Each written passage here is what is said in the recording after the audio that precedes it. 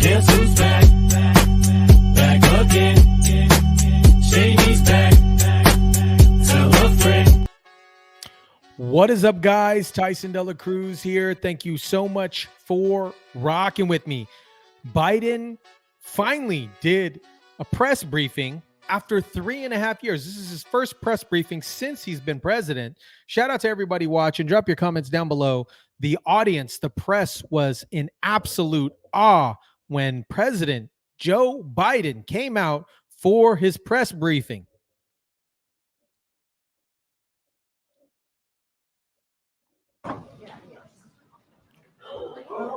Hey, folks.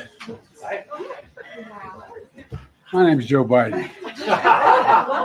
Welcome, Mr. President. We've been waiting for you. Welcome to the swimming pool.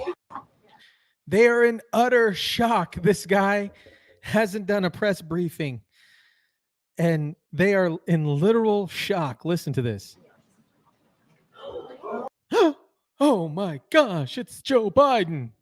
It's Joe Biden. Now, this they had to get Miss Pierre involved because the press was just so in shock, that they just bombarded him with questions. And it looks like he didn't know how to handle it. It just looked like he didn't know how to handle it. All right,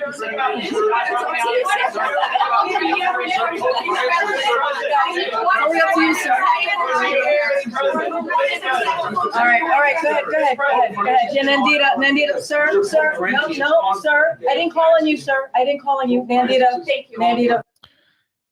He is completely dead inside. This guy hasn't, like I said, hasn't done a press briefing. And this press briefing overshadowed. Kamala Harris was set to speak in, where was she set to speak at?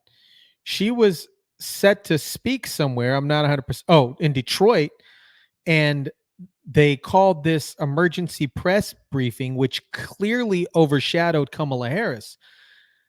Now, I think this might be an homage to the coup of Joe Biden and how they completely kicked him out of the race. Listen to what CNN had to say. I do have a note, and I'm curious what you think about this.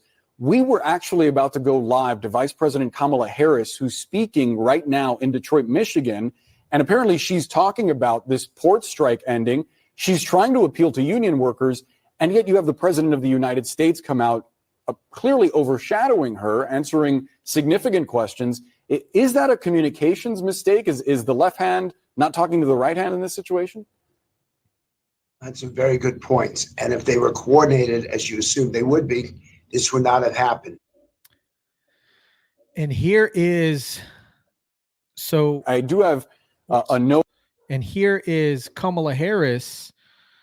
We know that her rallies and her audience in general, they're invite only, which is bananas to me.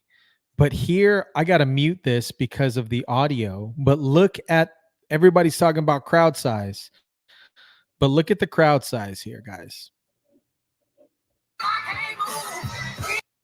Look at this crowd. It is massive. Incredible. Wait until they zoom out.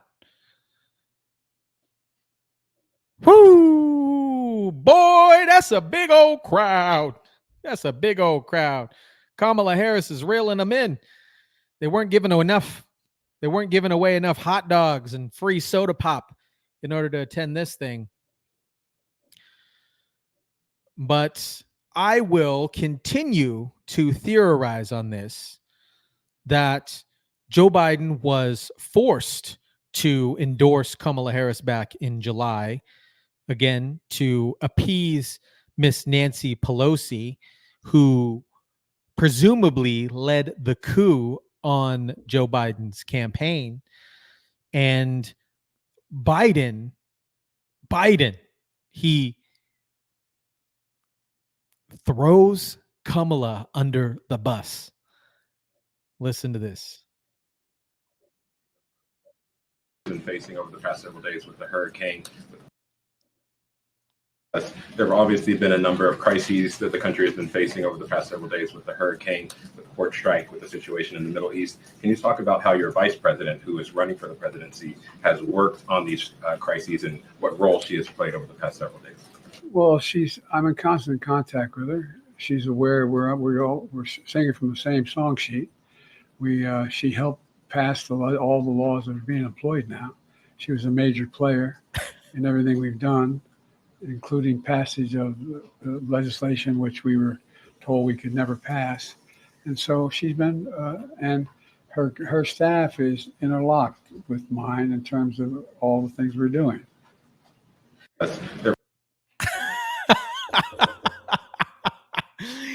He is presumably intentionally throwing Kamala Harris is trying to separate herself so much from her previous administration, the Biden and Harris administration. Now she's trying to focus on the Harris and Walz administration and trying to separate herself. But Joe Biden right here openly states, he said they are interlocked. Worked on these crises and what role she has played over the past several days. Well, I'm in constant contact with her. She's aware we're singing from the same song sheet. She helped pass all the laws that are being employed now. She was a major player in everything we've done, including passage of legislation which we were told we could never pass. And so she's been, and her staff is interlocked with mine. Her staff is interlocked with mine. Joe Biden throwing Kamala Harris under the bus. Joe Biden was asked about the unforeseen, the costs of the hurricane and all of that, and here's what he had to say about that. He's in charge of. Simple fact is, we've gone from economy in crisis to literally having the strongest economy in the world. And but we've got more work to do. We've got more work to do to deal with the things I've just mentioned, and we're going to have to deal with unforeseen cost of what this hurricane is going to cost. It's going to cost a lot of money, and I'm going to probably have to ask the Congress before we leave for more money to deal with some of those problems. You wouldn't have to ask for more money if you wouldn't have given it all away to illegal migrants in Ukraine. Trump blasts Kamala Harris and Biden for their hurricane response. Honestly, in my personal opinion, it has been a terrible response.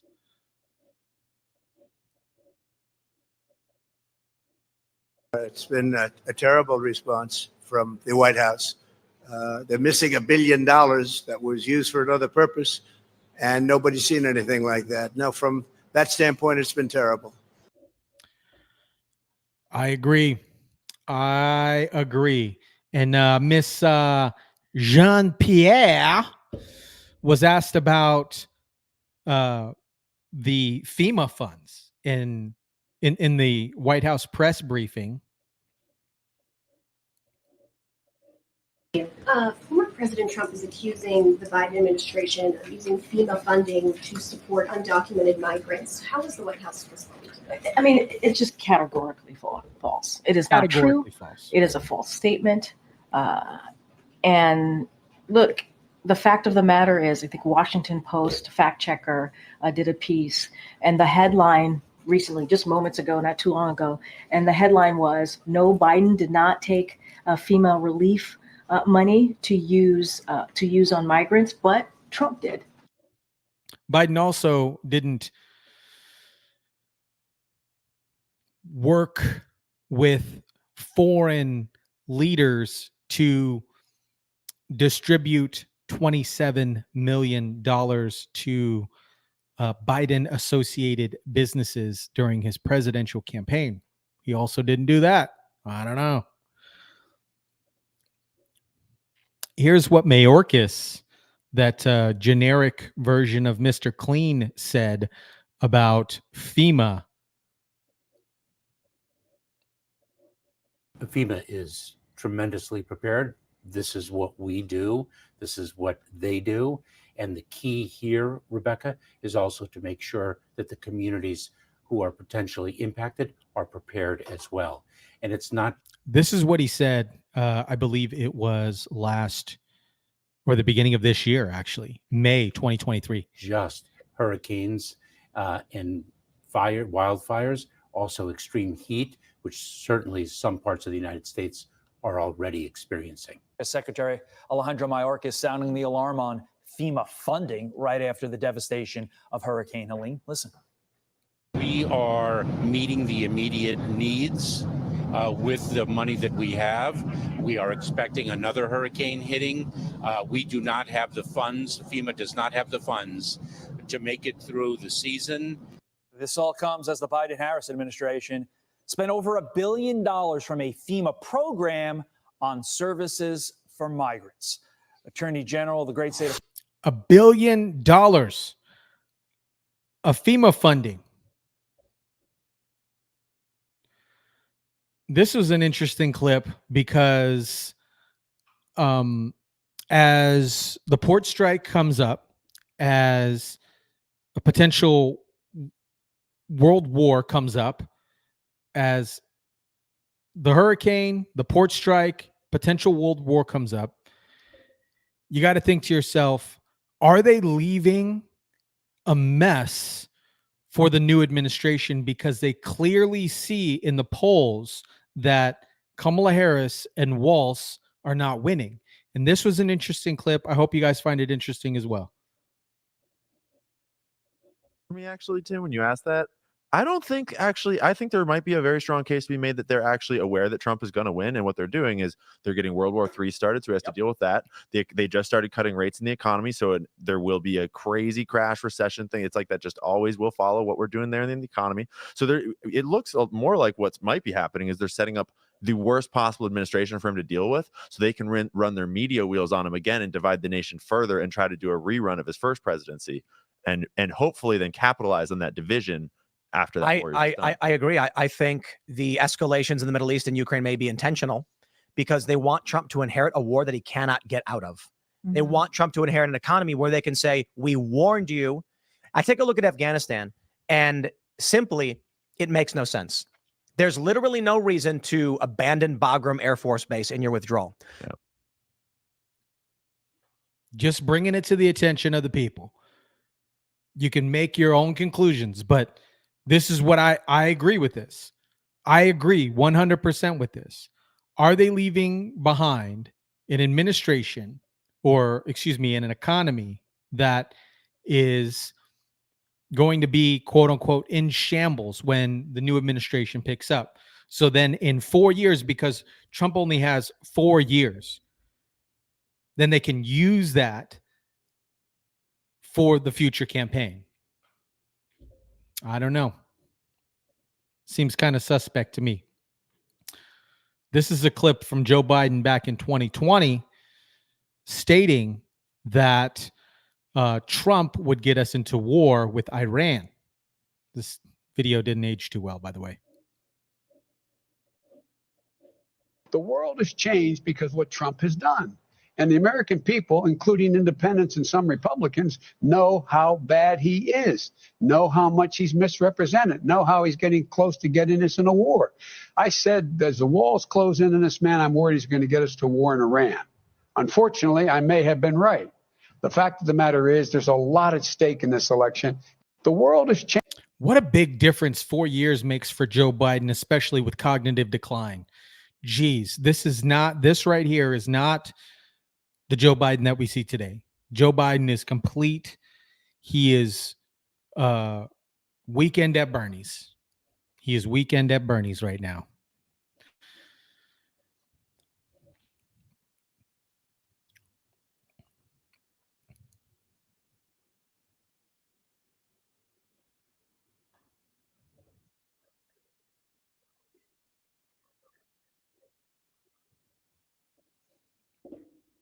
I'm going to leave it with this one right here. This one. I love this one. President who is running for the presidency has worked on these crises and what role she has played over the past several days. Well, I'm in constant contact with her. She's aware we're singing from the same song sheet. She helped passed all the laws that are being employed now. She was a major player in everything we've done, including passage of legislation which we were told we could never pass. And so she's been, and her staff is interlocked with mine in terms of all the things we're doing. Throwing Kamala under the bus. What do you guys think about this? The first White House press briefing that Joe Biden has attended. Throwing Kamala under the bus. Throwing her under the bus. She likes yellow school buses. He's throwing her under the bus. What do you guys think about this? Drop your comments down below. Smash the like button. Share, subscribe. And as always, I'll catch you on the next one.